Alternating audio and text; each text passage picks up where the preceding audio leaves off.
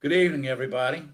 This is Chick Miller with day 4 of the 77-day video challenge. Now, I have to open tonight with a little confession. I really didn't feel like doing this tonight. And I had what I thought were pretty good reasons. I mean, I had a really busy day. Um, I went to a birthday party. I went out to dinner with a friend, had a great time there, came home, did some chores around the house I've been wanting to do. And then my son came over to visit me. I mean, I was really tired. And that's when I heard that little voice in the back of my head say, wasn't it you that's been telling these people that you're responsible for your own actions and that you're not a victim and that you shouldn't make excuses?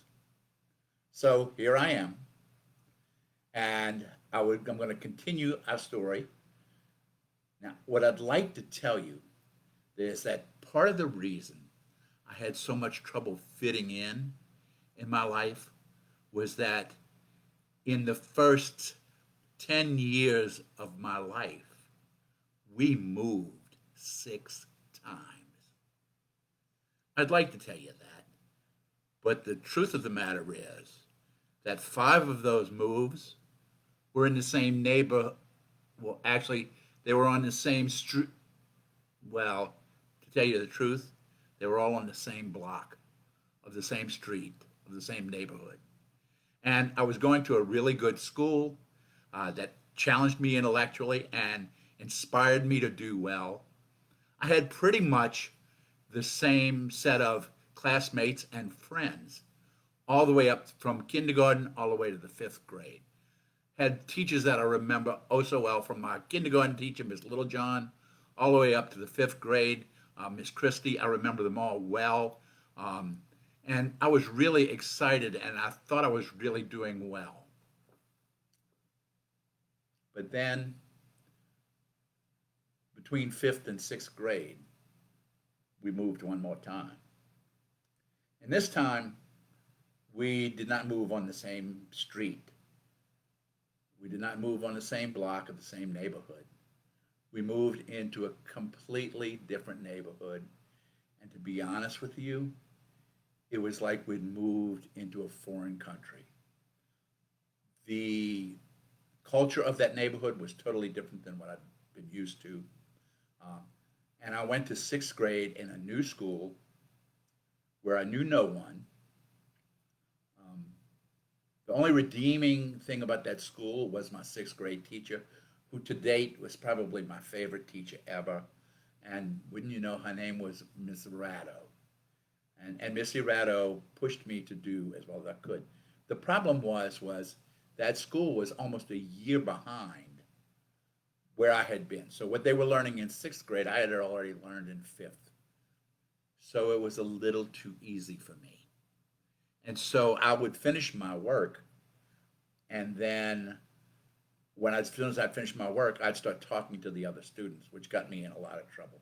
As a matter of fact, uh, my mother was, if she was here, she would tell us, she remembers this extremely well. She came to an open house, and back then open houses happened during the classroom time. And she walked into the classroom and sat down and saw her son sitting in the class with bookbinder's tape across his mouth to keep him from talking. Um, Needless to say, mother had a serious conversation with me um, when we got home. But here's the thing, that was the beginning for me of being put into a whole new situation and really not knowing how to cope with it or how to deal with it. Um, I got teased in school at that point for being the genius. That was back before they used words like nerd. Nobody knew what a nerd was back then. Um, but it still wasn't as bad as I thought it was going to, as I pretended it was. But I was absolutely miserable. Um, so that year I spent in 6th grade, and then the next year for what was then called junior high school, 7th grade, I went to another new school to meet a whole new group of people, and I was already a little gun shy, and I wanted out of there really bad. So I talked my parents into letting me get a transfer to go to the middle school or the junior high school where all my friends from my first elementary school went. And I thought, this is going to be the answer to my problems. The only problem was when I got there, nobody remembered me. And again, remember I told you I was sensitive, and that really affected me. Um, the fact of the matter is, again, now that I've gone back to look at my life, it shouldn't have affected me as poorly as it did, but it was what it was. And I had to let that go. And I had to forgive those people. We'll continue this story tomorrow night. Hope you guys are having a great night, and we'll see you again tomorrow for day 5 of the 77-day challenge, one day at a time.